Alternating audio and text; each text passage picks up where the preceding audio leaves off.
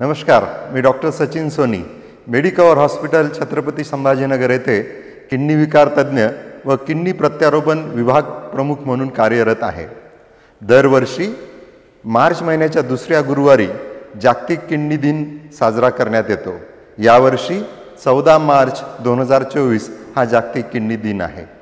या वर्षाचं theme kidney health for all म्हणजे किडनी आजाराचा उपचार सर्वसामान्यांपर्यंत पोहोचला पाहिजे, हा या वर्षाचा उद्देश आहे। किडनी आजार जगभरात झपाट्याने वाढत आहे। असं म्हणण्यात येतं की जगभरात सुमारे 85 करोड लोक काही ना काही स्वरूपाच्या किडनी आजारांनी ग्रस्त आहेत आणि दरवर्षी 30 लाखाहून अधिक मृत्यू किडनी आजारांनी होतात।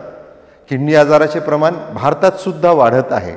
तर किडनी आजाराबद्दल जनजागृती करणे हा जागतिक किडनी दिनाचा एक महत्त्वाचा उद्देश असतो। किडनी आजार लहानापासून मोठापर्यंत आबालवृद्धापर्यंत सर्वांना होऊ शकतात आणि त्याविषयी आपण जागरूक असणे आणि त्याची योग्य माहिती असणे हे फार महत्त्वाचं आहे। बरेचदा लोकांना चुकीच्या समजुती असतात, सगळ्यांना किडनी आजार असाध्य वाटतात आणि बरेच लोक योग्य तो उपचार सुद्धा घेत नाही। बरेच जण हे विचारतात की किडनी आजार होतो कशामुळे।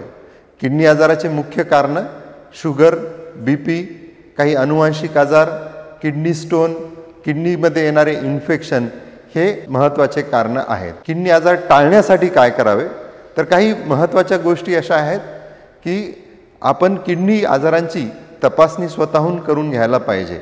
बरेचदा जेव्हा आजार त्रासांनी माहीत होतात, जेव्हा सिम्पटम्स येतात, त्यावेळी आजार वाढलेले असतात। तर आजार वाढण्याच्या आधी जर आपल्याला माहीत करायचा असेल तर स्वतःहून तपासण्या करणं गरजेचं आहे। 3 साध्या तपासण्यांनी किडनी आजार माहीत होऊ शकतात, ते म्हणजे सोनोग्राफी, लघवीची तपासणी आणि सिरम क्रिएटिनिनची तपासणी। याशिवाय जर आपल्याला काही आजार असेल तर त्याचा योग्य उपचार करणे, विशेषतः शुगर आणि बीपी असेल तर त्याला नियंत्रणात ठेवणे, अनावश्यक गोळ्या टाळणे, नियमित व्यायाम करणे, स्मोकिंग टाळणे, व्यवस्थित पाणी पिणे, 8 ते 10 ग्लास रोज आपण 24 तासात पाणी पिलं पाहिजे, हे महत्त्वाचं आहे। जर आपल्याला किडनीमध्ये काही जंतुबाधा होत असेल, इन्फेक्शन असेल, किडनी स्टोनचा आजार असेल तर तज्ज्ञाच्या गायडन्समध्ये, तज्ज्ञाच्या मार्गदर्शनाखाली आपण योग्य उपचार घेतला पाहिजे। जर आपण सर्व स्टेप्स व्यवस्थितरित्या फॉलो केल्या तर किडनी आजारांचे प्रमाण कमी होऊ शकते किंवा त्यापासून निर्माण होणारी गुंतागुंत ही निश्चितच कमी होऊ शकते।